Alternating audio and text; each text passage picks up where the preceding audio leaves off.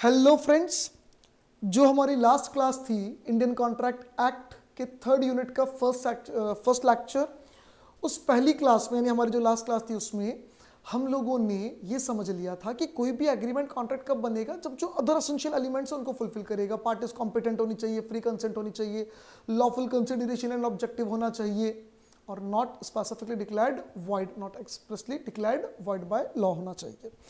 चलिए, हम लोगों ने हमारी पिछली क्लास में कैपेसिटी वाली बात समझ ली थी। हमने कहा था 3 शर्तें पूरी होनी चाहिए तो बंदा कैपेबल है, मेजर होना चाहिए, साउंड माइंड होना चाहिए, नॉट डिस्क्वालीफाइड बाय लॉ होना चाहिए। हमने कहा था कुछ चीज़ें डिस्क्वालीफाइड है, कुछ लोग डिस्क्वालीफाइड हैं। जैसे कोई भी कोऑपरेटिव सोसाइटी है, कोई भी कंपनी यानी कोई भी बॉडी इनकॉर्पोरेटेड है, बॉडी कॉर्पोरेशन जिसको हम बोलते हैं, कंपनी वगैरह, कोऑपरेटिव सोसाइटी वगैरह बॉडी कॉर्पोरेशंस होते हैं। इन सबका अपना मेमोरेंडम होता है, यानी इन सबका अपना एक कॉन्स्टिट्यूशन होता है। उस कॉन्स्टिट्यूशन में, उस मेमोरेंडम में इनका ऑब्जेक्टिव लिखा रहता है कि भैया ये सोसाइटी क्यों बनाई गई है, ये कंपनी क्यों बनाई गई है। अगर उस ऑब्जेक्टिव के बाहर जाकर अगर कोई एग्रीमेंट किया जाता है तो वहां पे हम मान लेंगे कि उस कंपनी के, उस बॉडी कॉर्पोरेट की कैपेसिटी के बाहर है। जैसे मैंने कहा था, अगर किसी कंपनी के मेमोरेंडम में लिखा हुआ है कि भैया साबुन खरीदना, बेचना, बनाने के लिए है और अगर वो डीओ परचेज करता है या डीओ का एक्सपोर्ट इंपोर्ट करता है तो वो उसकी कैपेसिटी के बाहर है। फिर हम लोगों ने ये समझा था कि अगर कोई व्यक्ति यूजुअली साउंड माइंड का है, यूजुअली साउंड माइंड का, लेकिन कभी अनसाउंड माइंड का हो गया, उसने उस समय एग्रीमेंट कर लिया, तो उसको हम क्या मानेंगे? वॉइड। क्योंकि जब एग्रीमेंट किया तब क्या था? Unsound mind. हाँ, लेकिन अगर कोर्ट में सवाल उठता है कि वो उस समय साउंड था कि नहीं था, तो जो व्यक्ति यूजुअली साउंड माइंड का, उसको प्रूव करना पड़ेगा कि उस समय में अनसाउंड था, उसको प्रूव करना पड़ेगा उस समय में अनसाउंड था। लेकिन अगर कोई व्यक्ति यूजुअली अनसाउंड है और कभी एग्रीमेंट करते समय शायद साउंड था, तो ना सेकंड पार्टी, दूसरे वाले को प्रूव करना पड़ेगा कि यूजुअली जो अनसाउंड है ये उस समय साउंड था। क्योंकि यूजुअली तो अनसाउंड है, वो कैसे खुद को प्रूव करेगा साउंड? वो तो खुद ही पागल है, उसकी तो बत्ती वापस बुझ गई होगी।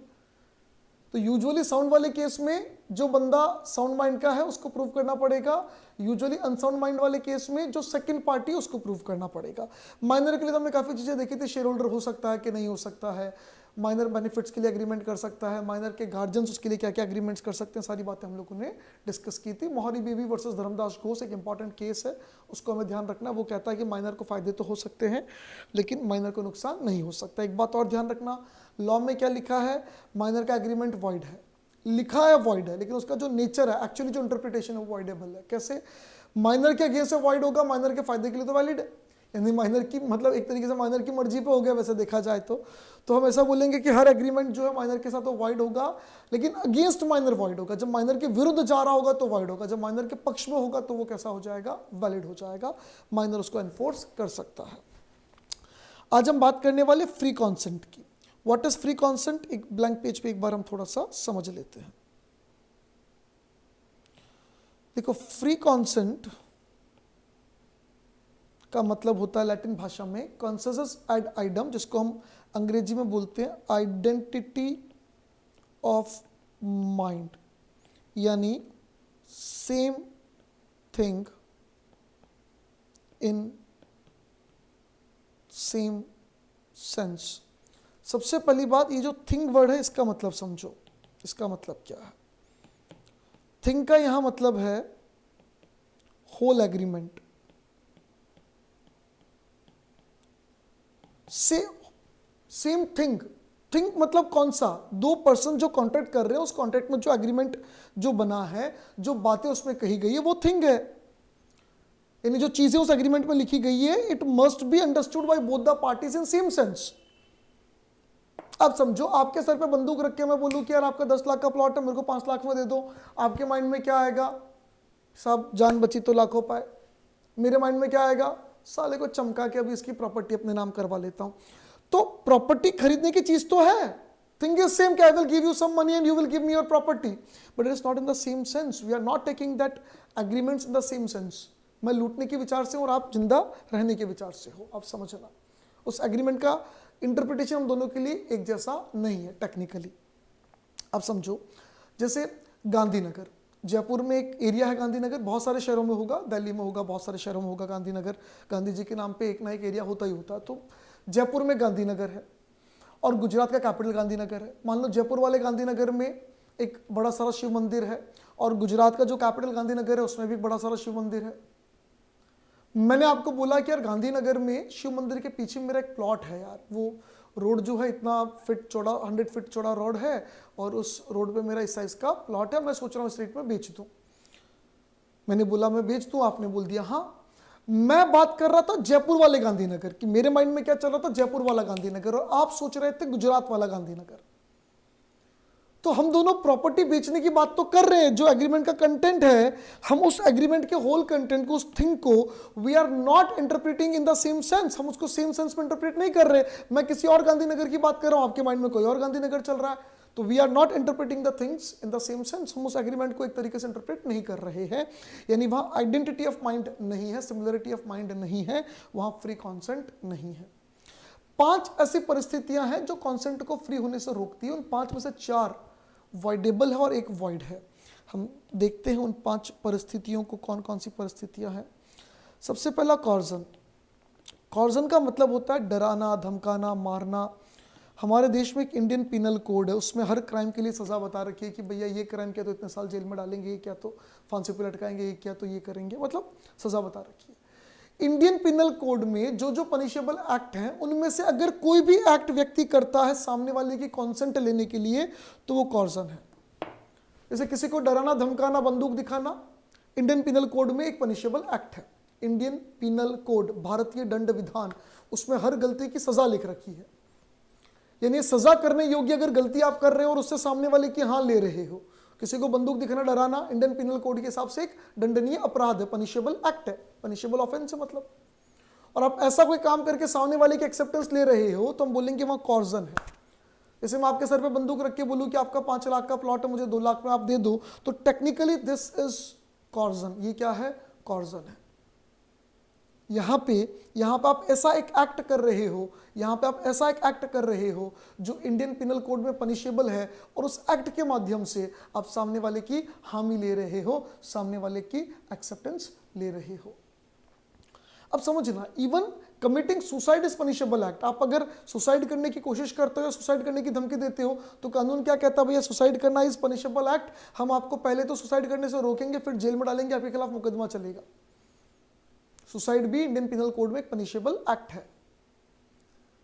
अब समझो, एक हस्बैंड अपने वाइफ को बोलता है कि यार ये एक प्रॉपर्टी आपके नाम पे, एक प्लॉट आपके नाम पे, ये प्लॉट आप एक काम करो, 10 लाख का प्लॉट है, 2 लाख में मुझे बेचने का एग्रीमेंट कर लो। हस्बैंड वाइफ को क्या बोल रहा है? 10 लाख का प्लॉट है, आप 2 लाख में मुझे बेचने का एग्रीमेंट कर लो। ठीक है सर, वाइफ ने एग्रीमेंट कर लिया 2 लाख में बेचने का।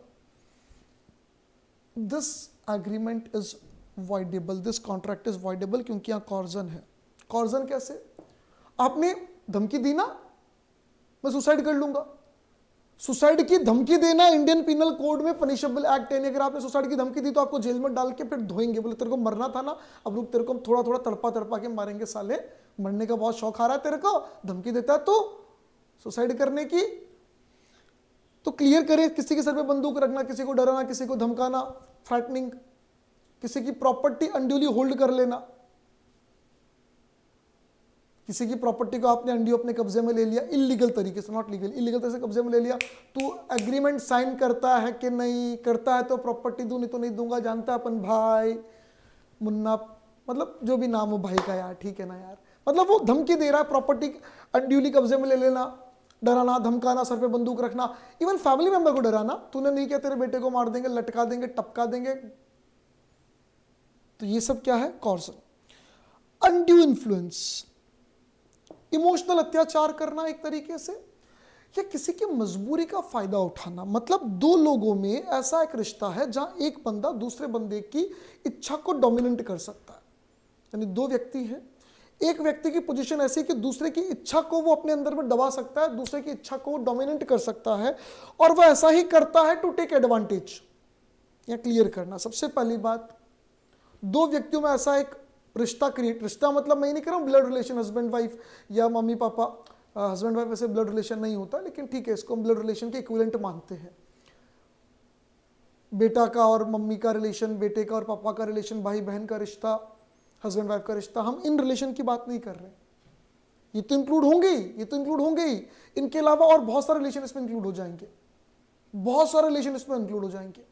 एक टीचर स्टूडेंट का रिश्ता भी इसमें आ जाएगा, एक डॉक्टर पेशेंट का रिश्ता भी इसमें आ जाएगा। यानी ऐसी एक सिचुएशन क्रिएट हो रही है, ऐसा एक सिचुएशन क्रिएट हो रहा है जहां दो लोग हैं और दो लोगों में से उनके बीच में एक ऐसा रिलेशन क्रिएट हो रहा है जहां पे एक बंदे की इच्छा पर दूसरे बंदे की इच्छा भारी पड़ती है।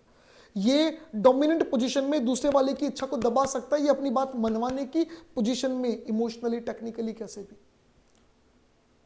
यानी जब दो बंदों में ऐसा कोई रिश्ता, मैं नहीं कह रहा हूं ब्लड रिश्ता हो जरूरी है, जरूरी नहीं, हाँ हस्बैंड वाइफ में भी हो सकता है अनड्यू इन्फ्लुएंस हो, मम्मी और बेटे में या पापा और बेटे में अनड्यू इन्फ्लुएंस हो सकता है, पापा या मम्मी इस पोजीशन में हो सकते हैं कि बेटे को अपनी बात मनवा ले इमोशनली।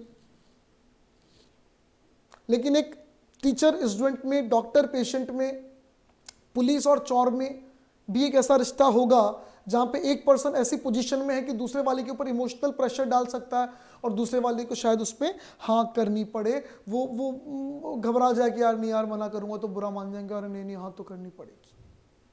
समझ रहे? तो ऐसा एक रिश्ता है। और जो बंदा डोमिनेट कर सकता था उसने अपनी उस डोमिनेंट पोजीशन का फायदा उठाया है, सीधी बात। यानी जैसे मान लो एक स्कूल टीचर है, एक बच्चा 11th में पढ़ता है और पढ़ाई में बहुत कमजोर है, लग रहा था फेल होगा। टीचर ने कहा बच्चे को कि यार ये तूने बाइक बहुत अच्छी खरीदी, कितने में खरीदी? बोले 80,000 में। बोले अच्छी लग रही है यार, मेरे को भी ऐसी बाइक लेनी थी, 50,000 में मिलती ना तो मैं ले लेता यार।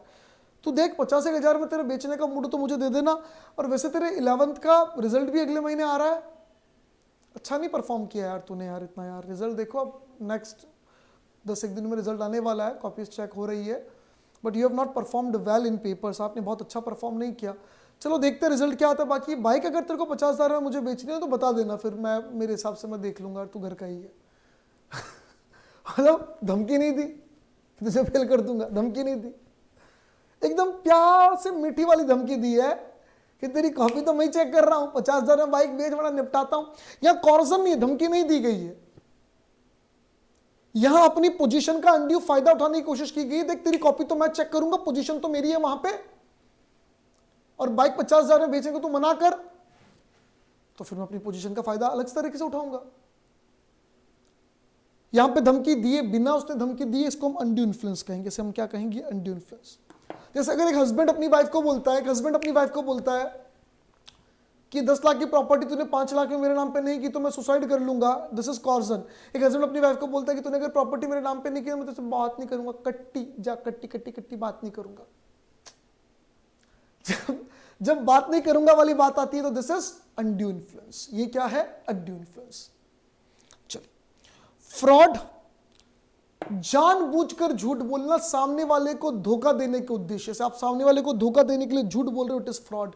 और मिस रिप्रेजेंटेशन, गलती से झूठ बोल रहे हो, आप खुद मान के चलते हो कि ये सच है, आप खुद मान के चल रहे हो कि ये सच है। यानी आपको किसी व्यक्ति ने बात बताई और आप उस व्यक्ति की बात पे विश्वास करते हो, आपको लगता है कि यार इस बंदे का नॉलेज अच्छा है, he is quite talented, intelligent, knowledgeable person है साहब, ये अगर बात कह रहा है तो शायद सही कह रहा होगा, तो आपने उस बात को स्वीकार किया, आपने उस बात को सही मानी, फिर वो बात आपने तीसरे बंदे को बोलकर कोई एग्रीमेंट किया उस बात के बेसिस पर। तो लॉ कहता है it is not fraud, it is misrepresentation. Fraud और मिसरिप्रेजेंटेशन दोनों में सिमिलरिटी क्या है कि आप सामने वाले को झूठ बोल रहे हो।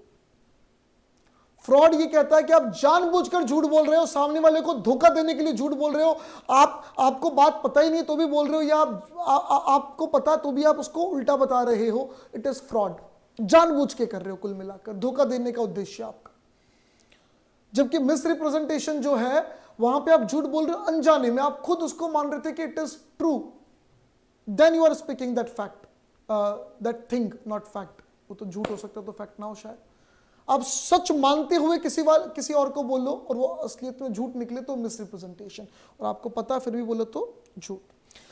मिस्टेक, जो गांधीनगर वाला एग्जांपल था प्लॉट वाला, दैट वाज मिस्टेक, जहां दोनों पार्टीज मिस्टेक कर जाए। हाँ, मिस्टेक दो तरीके के होते हैं, बायलैटरल भी होता है, यूनिलैटरल भी होता है। बायलैटरल में वॉइड होगा, यूनिलैटरल में वॉइड नहीं होता, वैलिड होता है। हम एग्जाम्पल देखेंगे दोनों के बाद में। फिलहाल हम कॉर्जन से स्टार्ट करते हैं, वन बाय वन काम करते हुए चलेंगे आगे। अनड्यू इन्फ्लुएंस की थोड़ी अनड्यू इन्फ्लुएंस क्या, ये अपना आइडेंटिटी ऑफ माइंड यानी फ्री कॉन्सेंट का एक बेसिक देख लेते हैं, बेसिक थ्योरी क्या लिखा हुआ है, उसके बाद कॉर्जन पे चलेंगे। two or more persons are said to be consent when they agree upon the same thing in the same sense. Parties are said to have consented when they do not agreed upon same thing but also agreed upon that thing in the same sense. यानी एक चीज पर agreed है ये important नहीं है, एक तरीके से agreed है ये important है. Same thing must be understood as the whole content of the agreement. Same thing का मतलब क्या हुआ, वो agreement का पूरा content. Consequently, when parties to a contract make some fundamental error as to the nature of the transaction, fundamental error मतलब both side error है, दोनों साइड की गलती है, दोनों साइडों ने मिस्टेक किया है, दोनों साइड की गलती है. तो जब फंडामेंटल एरर है, दोनों साइड की गलती है, जो हम लोगों ने बायलेटरल मिस्टेक, ये वर्ड मैंने बोला ना बायलेटरल मिस्टेक, अपन इसको डिटेल में बात करेंगे. ये रहा bilateral mistake. Yes, this is fundamental error transaction को लेके. और as to the person dealt with और as to subject matter of the agreement, यानी किसी ट्रांजैक्शन के नेचर को लेकर, किसी पर्सन को लेकर, मैं राम सिंह बोल रहा हूं, मैं दूसरे राम सिंह की बात कर रहा हूं, कोई और राम सिंह समझ रहे हो, या सब्जेक्ट मैटर को लेकर मैं प्लॉट कहीं और बता रहा हूं, आप कहीं और समझ रहे हो. हम ये नहीं बोल सकते कि दोनों ने agreed upon same thing in the same sense किया. दोनों का अग्रीड तो सेम था कि भैया प्लॉट खरीदना बेचना है, लेकिन आप उसको सेम इंटरप्रेट नहीं कर रहे थे, सेम सेंस में नहीं ले रहे थे. And if they do not agree in the same sense, हम बोलेंगे वहाँ कॉन्सेंट नहीं है, और in the absence of consent agreement कैसा हो जाएगा, void, यानी void ab initio. आगे क्या बोलता है, if two persons enters into an apparent contract concerning a particular person और शिप, यानी दो बंदे आपस में एग्रीमेंट कर रहे हैं, किसी एक पर्सन की बात कर रहे हैं, किसी एक शिप की बात कर रहे हैं, नाम सेम होने का कारण कंफ्यूजन हो रहा है, मैं किसी दूसरे व्यक्ति की बात करना चाह रहा हूं, आप किसी और की समझ रहे हो, यानी mislead by similarity of name. हम अलग अलग पर्सन या अलग अलग प्लेस के माइंड में लेके चल रहे हैं, लेकिन मिसलीड कर रहे हैं बिकॉज ऑफ सेम नेम. तो ये कह रहा भैया यहाँ पे कोई कॉन्ट्रैक्ट नहीं हुआ, क्योंकि कोई कॉन्सेंट ही नहीं है. यहाँ क्या बोलता है, लास्ट एक लाइन इंपॉर्टेंट है. In the case of fundamental error, fundamental मतलब दोनों पार्टीज अलग अलग सोच रही, दोनों पार्टीज की मिस्टेक है, बायलैटरल मिस्टेक है, देयर इज नो कॉन्सेंट. अगर दोनों पार्टीज की मिस्टेक है तो कोई कॉन्सेंट है ही नहीं, कोई कॉन्ट्रैक्ट बनेगा ही नहीं. बट अगर दोनों पार्टीज की नहीं है, in case of just mistake, ये जो वापस मिस्टेक लिखा है ये एक तरफा के लिए लिखा है, यूनिलैटरल के लिए लिखा है, एक तरफा के लिए लिखा है. यहाँ पे there is no real consent, यानी वहां कॉन्सेंट तो है लेकिन वास्तव में उसको कॉन्सेंट बोल नहीं सकते हैं. क्लियर करना, no consent no contract, no real consent में कॉन्ट्रैक्ट हो सकता है. उसको अपन बाद में और डिस्कस करेंगे जब हम मिस्टेक की बात करेंगे, क्योंकि सारी बातें इसने मिस्टेक से जुड़ी जुड़ी बोली है. तो मिस्टेक लास्ट पॉइंट आएगा, देखते हैं नेक्स्ट या उसके नेक्स्ट वीडियो में डिस्कस करेंगे, उसकी बात करेंगे, तब बात करते हैं. फिलहाल फ्री कॉन्सेंट कब कब नहीं होता, coercion, undue influence, fraud, misrepresentation, mistake. देखो यहाँ पे क्लियर करो, सेक्शन 15, 16, 17, 18, 20, 21, 22. हालांकि सारे सेक्शन आपको याद हो जरूरी नहीं है. कॉर्जन को अपन अब रीड कर लेते हैं इस वीडियो में, आज की इस वीडियो में कॉर्जन को तो हम पूरा कंप्लीट कर ही लेते हैं. कॉर्जन, कॉर्जन इज द कमिटिंग और थ्रेटनिंग टू कमिट, या तो आप कर रहे हो या करने की धमकी दे रहे हो.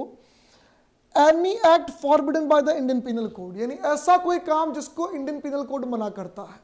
सुसाइड करना, सुसाइड करने की धमकी देना, किसी को मारना, किसी को मारने की धमकी देना, किसी को डराना, ये सब चीजें इसमें आ जाएगी. और द अनलॉफुल डिटेनिंग और threatening to detain any property, या तो आप कह रहे हो भैया तेरा ये घर जब्त कर लूंगा, तेरे बच्चे उठा लूंगा, तेरा ये उठा लूंगा, वो कर दूंगा, ऐसा कर दूंगा. और यह आपने फिल्मों में होता है ना, शाम तक 5 करोड़ रुपए पहुंच जाने चाहिए, नहीं तो तेरे बच्चे के टुकड़े टुकड़े करके कुत्तों को खिला दूंगा. मतलब ऐसी धमकी देना, प्रॉपर्टी या कुछ चीज डिटेन करना, ये चीज जब्त कर लूंगा. टू द प्रेजुडियूस, पक्षपात, प्रेजुडियूस मतलब पक्षपात of any person what ever, यानी कोई भी एक व्यक्ति, दो पार्टी कॉन्ट्रैक्ट में उनमें से किसी भी एक व्यक्ति के लिए आप क्या कर रहे हो, पक्षपात कर रहे हो. और ऑब्वियसली पक्षपात करने का, डराने धमकाने का ऑब्जेक्टिव उद्देश्य क्या है, with the intention of causing any person to enter into an agreement, सामने वाले को एग्रीमेंट में हाँ करवाना. आपका उद्देश्य क्या है, सामने वाले का एग्रीमेंट में हाँ करवाना. तो समझ में आना चाहिए, यहाँ पे ये जो एनालिसिस लिख रखा है वैसे समझ में आ जाना चाहिए कि आप कोई ऐसा काम कर रहे हो या करने की धमकी दे रहे हो जो इंडियन पिनल कोड में मना है, या सामने वाले की प्रॉपर्टी को डिटेन कर रहे हो, डिटेन करना नहीं जब्त करना, या डिटेन करने की धमकी दे रहे हो, यानी आप ऐसा पक्षपात कर रहे हो किसी व्यक्ति के साथ जिससे आप हाँ लेना चाहते हो एग्रीमेंट में, कुल मिला के उसकी पक्षपात के तौर पर हाँ, किसी को फायदा किसी को नुकसान.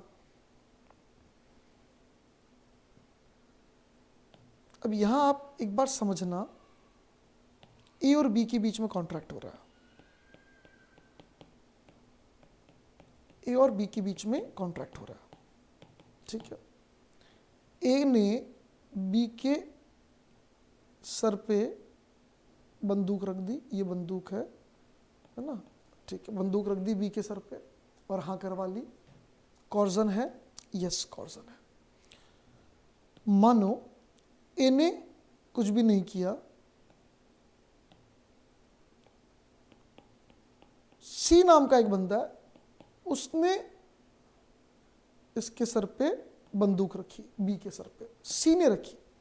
सी ने बी के सर पे बंदूक रख के बोला कि तेरे को ऐसे एग्रीमेंट करना पड़ेगा, तेरे को ऐसे एग्रीमेंट करना पड़ेगा, नहीं तो तेरे को टपका डालेगा। अपन अपन कसम खा रहा है, कसम बनाने वाले की तेरे को टपका डालेगा, नहीं तो ऐसे एग्रीमेंट कर ले तो भाई कर ले कर ले। ये भी कॉर्जन है। इट इज नॉट रिक्वायर्ड कि कॉन्ट्रैक्ट की जो ओरिजिनल पार्टीज है उनके द्वारा ही कॉर्जन अप्लाई किया गया हो, मारा गया हो, डराया गया हो, धमकाया गया हो कॉन्ट्रैक्ट की ओरिजिनल पार्टीज के द्वारा, कोई जरूरी नहीं है। थर्ड पार्टी भी ऐसा कर सकता है, तीसरा बंदा भी ऐसा कर सकता है, समझना। अब इसमें और समझना, ठीक है। बी का बेटा मान लो छोटा बी जो है ये रहता है ब्रिटेन में, लंदन में, ठीक है। कोई मिस्टर सी है, उसने लंदन में बी के सर पे बंदूक रखी, डराया धमकाया छोटे बी के सर पे, और बी को फोन करके बोला देख यहाँ लंदन में तेरा छोटा बी इधर बैठेला है, अपन टपका डालेगा उसको, तो फटाफट ए के साथ एग्रीमेंट कर लेने का, जो भी बोल रहा है ए उसमें हाँ कर लेने का। समझ में आ रहा है ना बीड़ू? नहीं तो अपन यहाँ लंदन में छोटा बी को टपका डालेगा। अब यहाँ पे दो बातें समझना। पहली बात है, किसी पार्टी टू द कॉन्ट्रैक्ट ने कॉर्जन किया है? नहीं। सी कॉन्ट्रैक्ट की पार्टी नहीं, कॉन्ट्रैक्ट ए और बी के बीच में पार्टी ने कॉर्जन नहीं किया। क्या किसी पार्टी टू द कॉन्ट्रैक्ट के ऊपर डायरेक्टली किया जा रहा है? डायरेक्टली नहीं, इनडायरेक्टली तो किया जा रहा है। बी पे किया जा रहा है इनडायरेक्टली, उसके बेटे के ऊपर सर पे बंदूक रख के, तो ये कॉर्जन माना जाएगा, हाँ। लेकिन अब समझना, बंदूक रखी गई है लंदन में, इंडियन पिनल कोड लगता है भारत में, तो टेक्निकली ये तो इंडियन पिनल कोड में सजा वाला एक्ट हुआ ही नहीं। इंडियन पिनल कोड में सजा कब होगी? इंडियन पिनल कोड में सजा कब होगी? जब कोई इंडिया में ऐसे एक्ट करोगे। आप एक्ट कहां कर रहे हो? एक्ट कर रहे हो लंदन में। यानी लंदन में सर के ऊपर बंदूक रखना इंडियन पिनल कोड में पनिशेबल एक्ट है क्या? नहीं है। क्या ये कॉर्जन है? हाँ। कॉर्जन कहता है कि जहां इंडियन पिनल कोड नहीं लगता वहां पे भी अगर आप कोई ऐसी हरकत करते हो तो भी उसको कॉर्जन मानेंगे। ऐसा जरूरी नहीं है कि जहां इंडियन पिनल कोड लग रहा है भाई, यानी भारत में ही करो, तो बाहर भी डराओगे धमकाओगे सजा वाला कोई काम करोगे तो हम उसको कॉर्जन मान लेंगे। तो कॉर्जन के लिए हमको कुछ बातें समझ में आ जानी चाहिए। हाँ, एक बात क्लियर कर दूं, इन सभी केसेस में contract is voidable, contract is voidable, voidable at the option of B. B अगर चाहे तो आगे कंटिन्यू कर सकता है, बी चाहे तो रिसिंड कर सकता है। जैसे ही बी उसको रिसिंड करेगा, रिसेशन करेगा, उसको ख़त्म करेगा, ये जो वॉइड एबल था इसके पीछे वाला एबल चला जाएगा, मतलब फिर वो सिर्फ क्या बचेगा? Void. Legal value zero. B court में जाके बोलते जज साहब मुझे डराया धमकाया गया था, मेरे बेटे के सर बंदूक रख के मुझे मुझे मुझे धमकी दे के फिर उन्होंने हाँ करवाई थी, मुझे ये कंटिन्यू नहीं करना। जैसे ही बी ने बोला कंटिन्यू नहीं करना, वो रिसिंड हो गया। जैसे रिसिंड हो गया वो क्या हो गया? वॉइड हो गया। वॉइड एबल जिसको वॉइड किया जा सकता है वही तो होता है वॉइड एबल। वॉइड एबल वो कॉन्ट्रैक्ट था जहां एक पार्टी के पक्ष पर तो एनफोर्स हो सकता है, दूसरी पार्टी नहीं कर सकती। वहां एक पार्टी कौन है? बी, दूसरी नहीं कर सकती, मतलब ए। चलिए क्या लिखा है आगे? The section does not require that caution must be proceed from a party to the contract, nor it is necessary that subject of the caution must be the other contracting party। यानी एक party करे जरूरी नहीं है और दूसरी party पे किया जाए जरूरी नहीं है। हमने ये तो देखा भाई, ए करे जरूरी नहीं और बी पे किया जाए जरूरी नहीं, बी के बेटे पे किया तो भी वो कॉर्जन ही माना जाएगा। It may be directly against any third person, what ever, किसी थर्ड पर्सन या किसी के खिलाफ भी हो सकता है। इन छोटे बेटे के खिलाफ हो गया तो भी वो कहीं ना कहीं बी को तो डायरेक्टली धमकी मिल ही रही है।